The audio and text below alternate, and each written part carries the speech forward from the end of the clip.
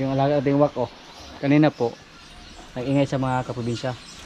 So, ang ginawa po natin, tinicheck natin yung pagkain niya. Medyo madumi na yung tubig sa kanyang paliguan. Ang ginawa natin, pinalitan natin ng tubig.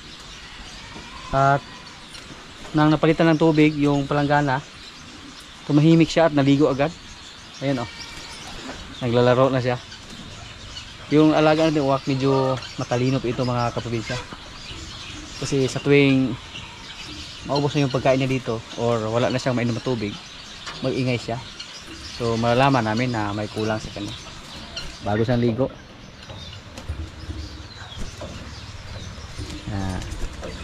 Naglalaro lang siya.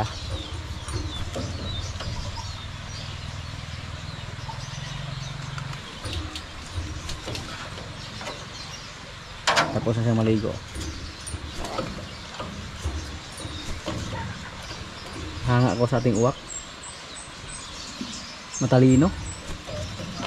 Ayaw niyang maligo sa maduming tubig. Kailangan na palitan ng bago. Nung napalitan natin ng bagong tubig, tsaka pa siya naligo. Yan. Let's go, wak. Wak. Sa mga nakarang video po natin, naka-rescue kami ng isang rabbit dito. Tapos may mga kapatid pa siya, pero hindi namin nahuli yung dalawa. Dumami po yung rabbit natin dito mga kaprobinsya, kahit nasa labas lang. Naka-survive sila kahit maulan. Pero yung dalawa na na-rescue natin, na pinadidi natin, yung tinangay ng aso, namatay, hindi sila naka-survive. Pero yung nakuha namin dito sa mga nakarang video natin, kulay puti, nilagay natin sa cage, nilagaan namin kasi sayang yung kulay niya mga kaprobinsya. Red eye, bihira lang yan na lumabas dito sa ating mga rabbit, yung red eye. Dito sila na malagi dati, yung kahoy namin na dito pa namin inimbak, so nilipat namin doon. At wala naman kaming nakita na rabbit sa mga nakaraang araw po. Habang wala tayo dito, may ulan, sana nakasurvive na sila. Isang rabbit, oh, yun siguro ang nanay nila. Hindi siya mailap. Lumapit sa mga kaprobinsya na hingi siya ng pagkain. Yung iba nating rabbit andun, kalat lang sila dito sa ating paligid. Pero okay naman kasi wala naman tayong mga tanim dito na gulay. Wala namang mga tanim na madamage. Kasi dito lang sila sa ating area pa ikot-ikot. Minsan pumunta sila dyan, pumasok sila sa dati nilang bakod, makikain sa ating mga kambing.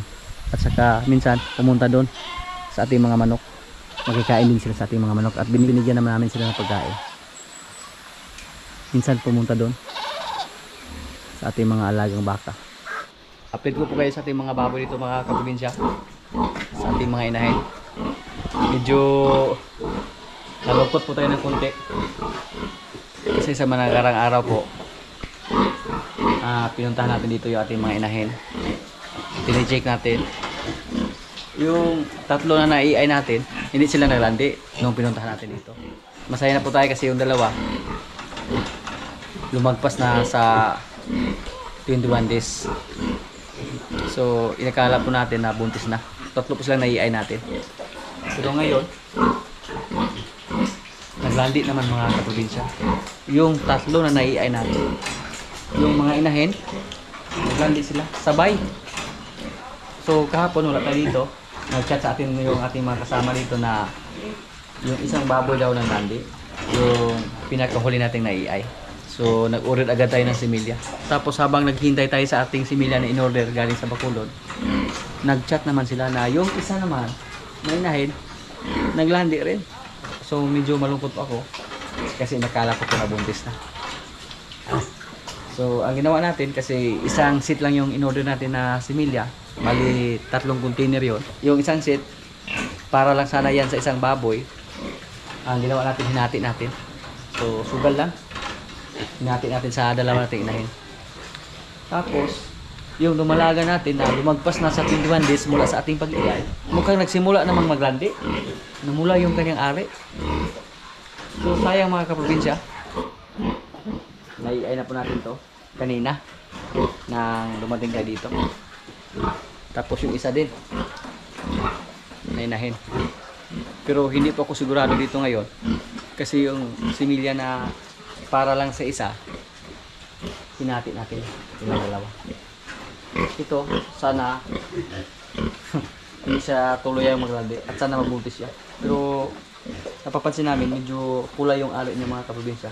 At yung isa natin inahin, hindi pa na ibinta natin. Pero pumunta na po dito yung kaibigan natin na buyer, yung suki natin. Pero nung pumunta sila dito, wala po tayo. So hindi pa nila nakuha. At yung tatlo nating naiay, ito, subukan lang natin yan. Kasi hinati natin yung isang set. Try natin kung mabuntis ba siya o hindi. Pero pag maglandi sila ulit mga kaprobinsya, bala ko po na mag-hire tayo ng barako. Baka hindi sila na-satisfy sa EI. Baka gusto din nila ng natural. Kaya naisipan ko ngayon, mag-alaga tayo ng barako. Yan po ang solusyon natin. Para walang problema kahit ilang beses pa sila maglandi. So maghanap naman tayo ng magandang klase na barako. Noong una po, ayaw ko sana mag-alaga ng barako mga kaprobinsya. Kasi makabili naman tayo ng similya. Ang disadvantage lang, pag makabili tayo ng similya tapos hindi mabuntis yung baboy natin, yan po ang mahirap. So ang sistema dito, kung mag-alaga na tayo ng barako, so magdagdag ng mga. Kaya medyo nalungkot po tayo habang papunta tayo dito. Wala tayong gana ba. So yan po mga kaprobinsya, ang update sa ating mga inahin dyan. Hindi tayo naka-timing sa ating mga inahin, hindi sila nabuntis, naglandi sila ulit. Pag may mga alaga tayo, kailangan po tayo na may mahabang pasensya. Kasi pag wala tayong pasensya, baka maibinta natin sila agad. Pero yan po ang ating natutunan mga kaprobinsya. Kailangan na may pasensya tayo. Kahit anong kuan, anong negosyo, kailangan na mahaba yung pasensya natin. Kahit malungkot tayo sa ating mga inahin dyan, malalaman natin yan bukas or sunod ng mga araw. Kung hindi mamaga ng husto yung ari niya tapos hindi siya mag-ingay, sana buntis lang siya. At i-check po natin yung ating baka dito na si Rigor. Kakawalay pa lang sa kanyang nanay. Noong unang araw po sa pagwalay namin sa kanya, napakaingay po ni Basya. Pero ngayon mukhang naka-adjust na yung nanay ni Rigor. Pati si Rigor mga kaprobinsya, naka-adjust na rin. Kanina nagtanong agad tayo, kinumusta natin agad si Rigor kung okay lang ba. Sabi po ni Dodong, napakalakas na daw kumain nung nawalay na siya. So sana mapataba natin siya. Pati si Marites, pinakawalan po si Marites. Si Marites hindi lang natin siya patabain, i-control lang natin yung kanya katawan niya kasi babae po siya, para materialis po si Marites. Dagdag siya sa ating mga babaeng baka dito. Yan. Kahit dahon ng tubo kinain ni Rigor.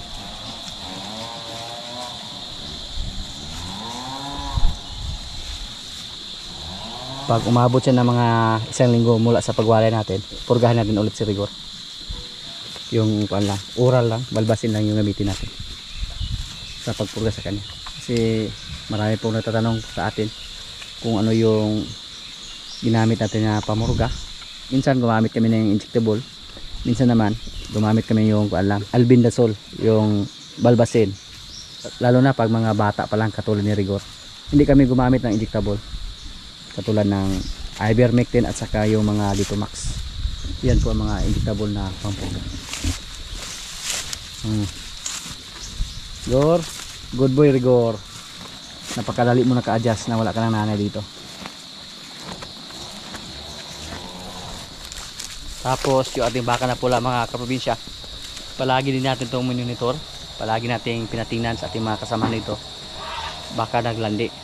Kasi lagpas na sa 21 days mula sa pagkasta ni Limer. So mukhang may konti tayong pag-asa na nabuntis siya. Kasi noong una na pinaiay natin siya, naglandi siya pagdating ng mga 19 days mula sa pag-iay. At ngayon naman ang pinakasa natin ng Limer, lagpas sa 21 days na, hindi naman siya naglandi. So sana mabuntis siya para makita natin yung anak ni Limer kung ano yung sura. Siya yung pinakaunang baka na nakasahan ni Limer. Si Pugi Junior andun lang, medyo maila po siya. So ang sistema po dito mga kaprobinsya, kung tuloy-tuloy na yung pagkasa ni Limer, hindi na tayo magpa-EI ng baka kasi may bayad yon. Yung ibayad natin sa EI, ibili lang natin ng feeds kung kumasa na si Limer. Pero pag ayaw ni Limer, no choice po tayo. Ang hinihintay natin na makakita tayo ng magandang klase pag mga anak si Quinay. Kahit si Bitas yung nagkasta, si Quinay naman magandang klase. At malaki na yung tiyan ni Quinay at ni Batang. Mga malalaki na yung tiyan nila. Nasa 4 na buwan na po mula sa pagkasta ni Bitas. Kahit medyo malungkot tayo sa ating mga baboy dyan mga kaprobinsya, pero tuloy-tuloy pa rin tayo.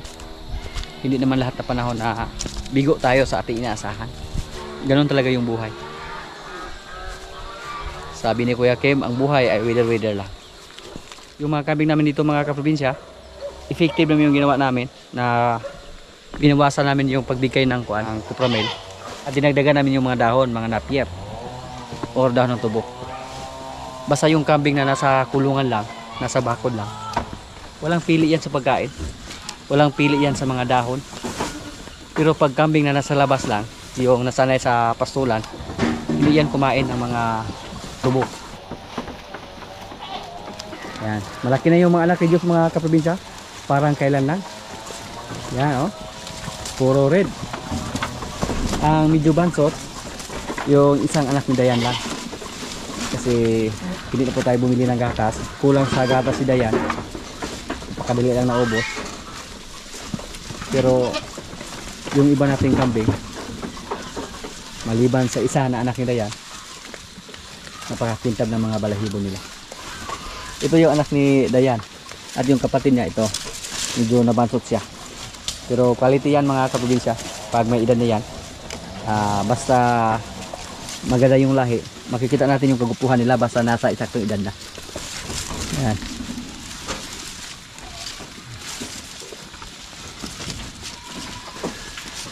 Pero hanga po kasi sa nating kambing dito, kahit 3 yung anak niya, nalagaan pa rin niya. Yung namatay nating kambing mga kaprobinsya, yung nahikog, yung pumasok sa tali, pumasok sa lubid, medyo malaki na, mukhang ganito na kalaki. Anak siya ni George, tapos mataba yon.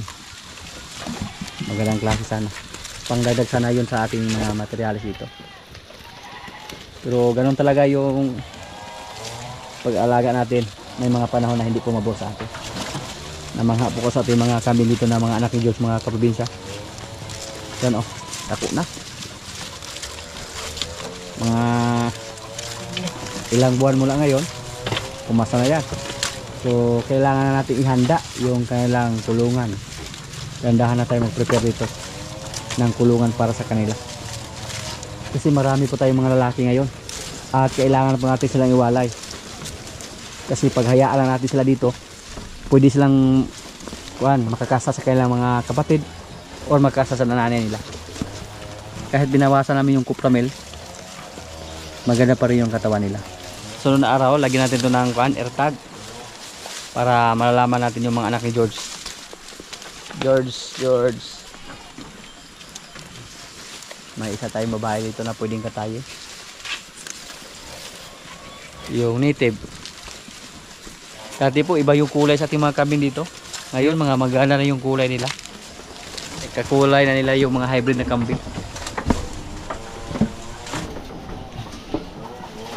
Sila yan mga kaprobinsya, hindi pa yan nakasahan. Mukhang matagal siya ngayon naglandi. Hindi katulad ng una.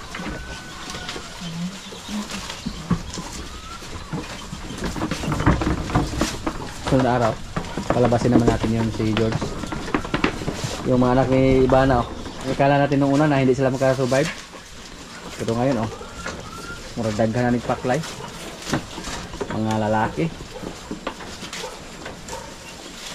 Ito mga kaprobinsya, sana buntis na siya. Kasi mga magandang klase naman yung anak niya. Yan. Buntik natin siya indispatsa kasi matagal po siya naglandi. Medyo maedad na po siya. Kasabay po siya sa ating blackhead. Buntis na rin yan mga kaprobinsya. Kaya pag mga anak sila, next batch, madagdagan naman yung mga kambing natin. Sa ngayon po, nasa 53 heads yung mga kambing namin. Nandito kasama yung mga lalaki at saka yung apat na andon. Panglima yung nanay nila. At hindi na namin mabilang kung ilan yung nakatay namin pag may okasyon. At saka marami na din tayong naibinta sa kanila. Yung mga lalaking kambing natin dito, ipatining muna natin yan, palakihin muna natin bago natin sila ibinta. Yung anak ni Jid, oh. Hello. At bilog po yung katawan niya, mga kaprobinsya. Maraming gatas si Jin. Tapos basta mapurga lang natin. Yan po ang importante sa maliit na kalabaw or baka. Kailangan po na mapurga natin. Katulad sa kalabaw na inalagaan doon ni pare, yung maliit doon. Nakala ko po noong una na hindi makasurvive kasi hindi niya napurga. Hindi niya na-maintain sa pagpurga. Pumayat at saka medyo matamlay. Walang gana pumunta sa lubluban. Kahit mainit yung panahon. Parang matakot sa lunangan ba. Pero yung kalabaw natin na maliit, minsan nga iwanan pa niya si Jen. At pumunta na siya mag-isa sa lubluban. Didi naman siya, mga kaprobinsya, oh. Maraming gatas si Jen. Wow, swerte si Jin ngayon. Matagal na siyang hindi nakapagtrabaho. Matagal na siyang hindi nakahila ng karosa. Yung alaga nating baka na si Bitas, oh, nung pinost natin sa FB, inakala nila na ibinta na natin. Napakarami pong nagtanong kung magkano yung binta natin kay Bitas. Pero wag mo na ngayon. Yan,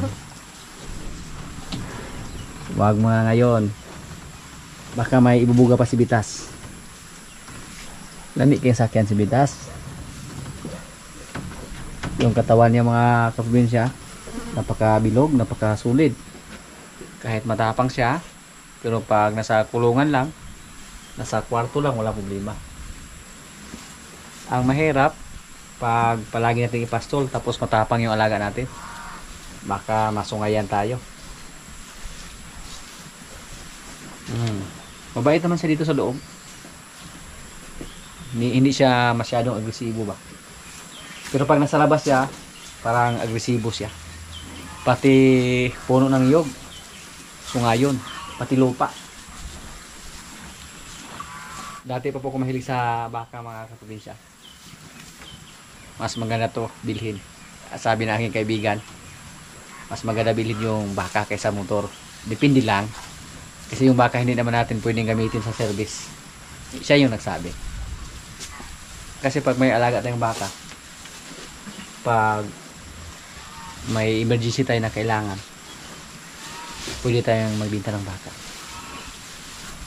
Marami nang nakabili ng lupa dito sa bundok dahil sa pag-alaga ng baka at sa kalabaw. Yung iba, nagbenta ng baka or nagbenta ng kalabaw para pambili ng pataba pag may mga tanim sila. So napakalaki po yung pakinabang sa mga hayop dito sa bundok o dito sa probinsya, basta may makuhaan tayo ng pagkain. Si Limer, mga kaprobinsya, medyo malinis na yung katawan niya kasi palagi po siyang pinalabas. At bukas naman paliguan naman natin siya. Sa mga nakaraang linggo po, hindi po natin siya napaliguan kasi nasira po yung tubig namin doon sa may falls kasi palaging may baha at saka burn out dito sa amin kasi natumba yung poste doon. At ngayon na ibalik na, so wala na problema. Pwede na natin paliguan si Limer. Habang hinimas-himas natin siya, tumigil sa pagkain. Dati si Pogi po yung hinimas-himas natin dito palagi.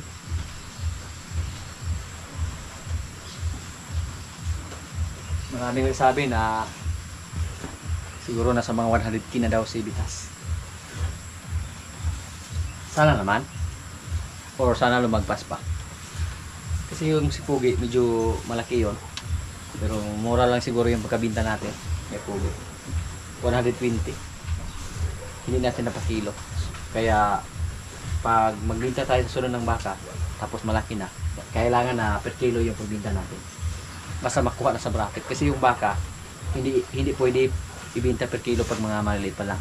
Pero yung mga malalaki na, katulad kay Bitas, katulad ni Pogi dati, pasok na yan sa bracket para per kilo.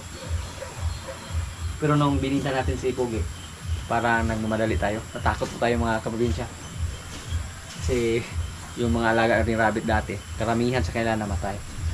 Tapos sabi ko po okay lang yung rabbit kasi medyo maliit lang yung kapital. Kaya natakot ako kay Pogi kasi malaki na yung kapital ni Pogi. Paano kaya pag siya yung makasakit? Yun po ang nasa isip ko.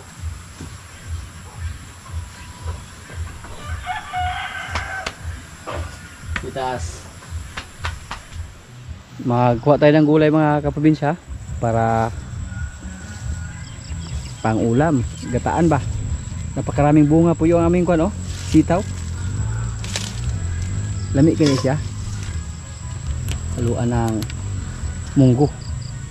May munggo tayo dyan.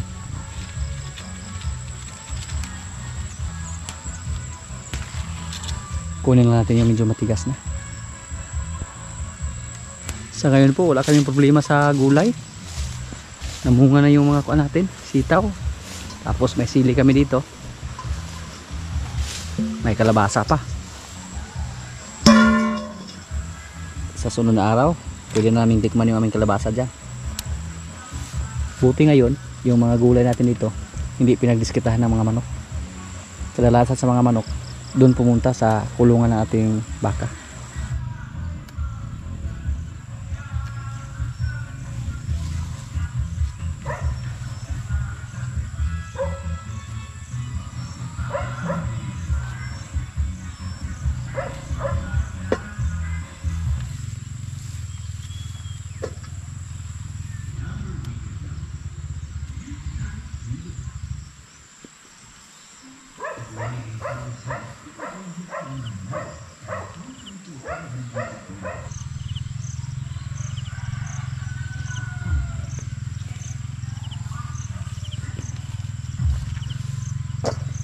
May watermelon tayo dito mga kaprobinsya, oh.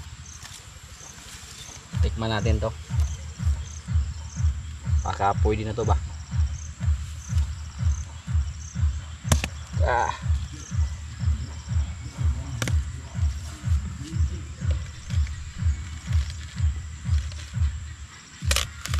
Wow! Hinog na!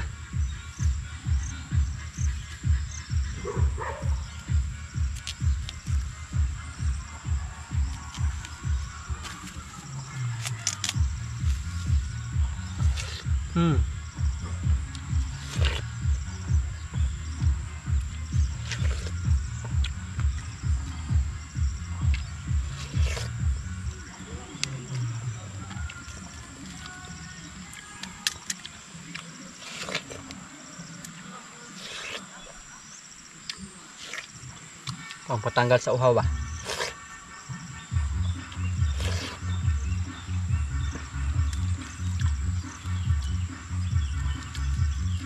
Basta may itatanim, pag may swerte may anihin.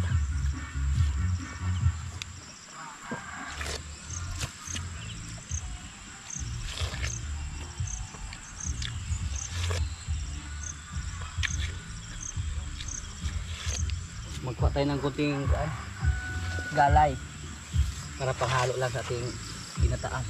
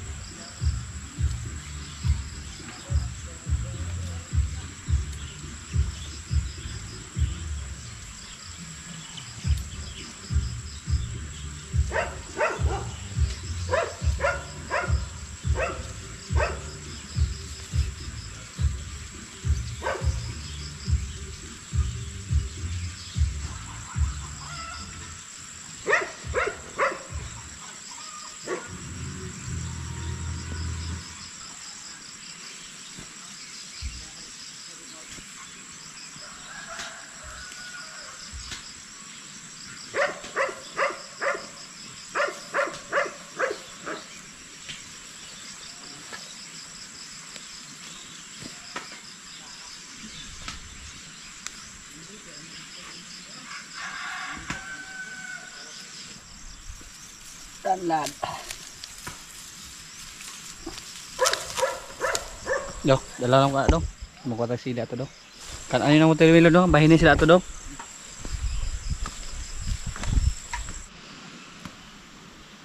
Sili namin. Parang labuyo to mga kaprobinsya.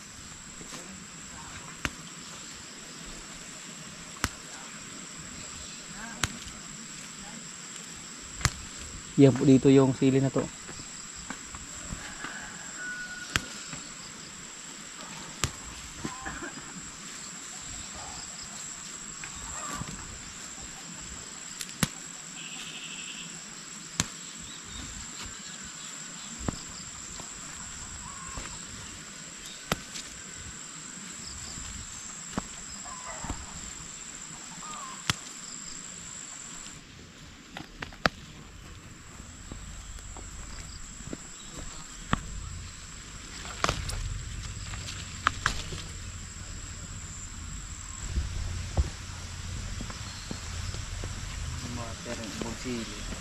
Matay sa? Mga kaprobinsya, kaya na po. Ito yung ulam namin oh. Gulay na may gata. Halo-halong gulay. Yan. May humba. Yung mga greenhouse namin. May seaweeds. May kanin. Lord, maraming salamat sa pagkain. So, kain na na.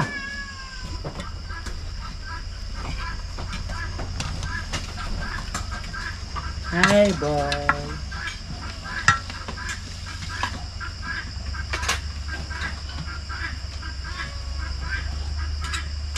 Ya.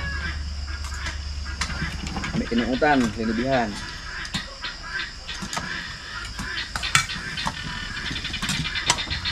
Baho rin. Ito.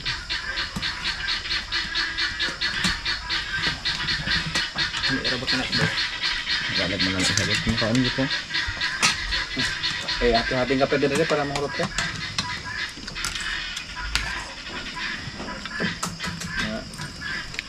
Pasal ini kaya na pasal. Kagay unod.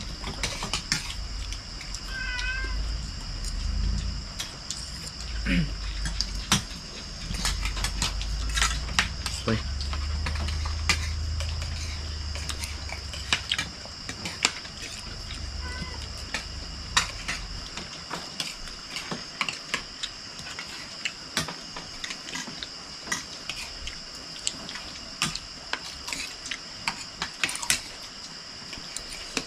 Double lagi dengan dia. Om saya buat tong.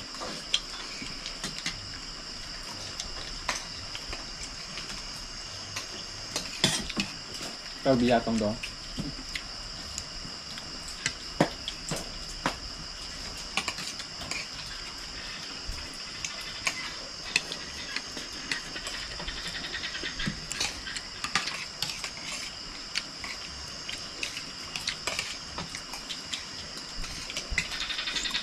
Ito ko lang nilaman ako no.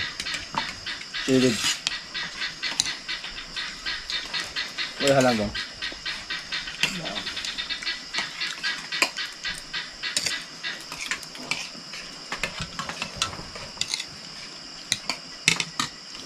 Tinggal di bakasyon dito jo.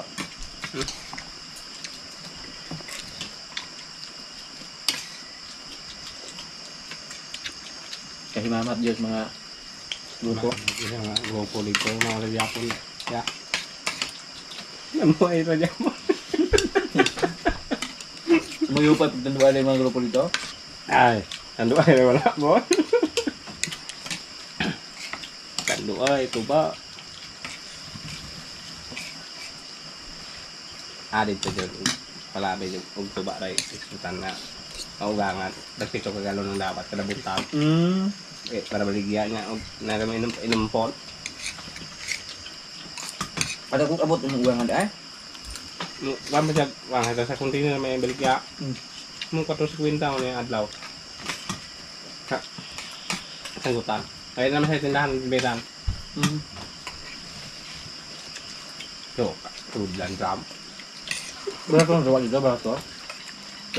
Sitin tagi kasi ha. Sa ato na sa mga tindahan, 100.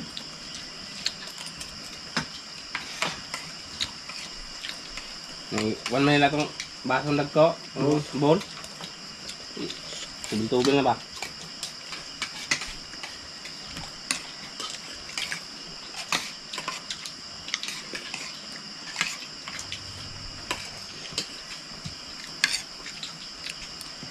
Na, gadungan na pamugula-bulag, uga po na tayo manguli. Dungan jod. Itong tagakuan. Tapos buog hindi lang kan. Uga. Sa pagadian ba nahan. Nya paana ta sila ano may gitada. Ang inas na nga. Kuyo kay naman sa state nila kay di mo kasakay dire. Kay bahang sa iro ro. Sama na nga una may sakay ng tricycle padulong terminal sa Dipulog. Kay para pagadian. Pagadian yung dapitan. Nya sila para pagadian. Abot na sila hapit ulit ito alas 10. Yung sakay na naman sila padulong na sila Dipulog kay di na sila kasakay puro man puno.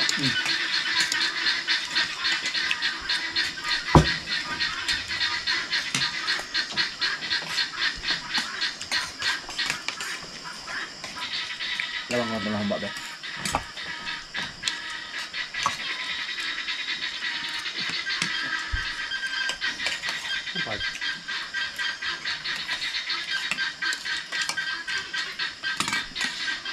Ako dapat.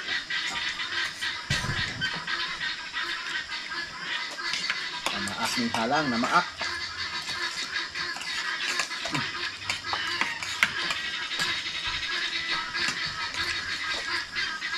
Maak no. Sakit kami ng hotel mugangan dito ba? Sakit ba? Ano na? May naman sa nila. Ang anak lagi nito, mula mo dito. Sa po.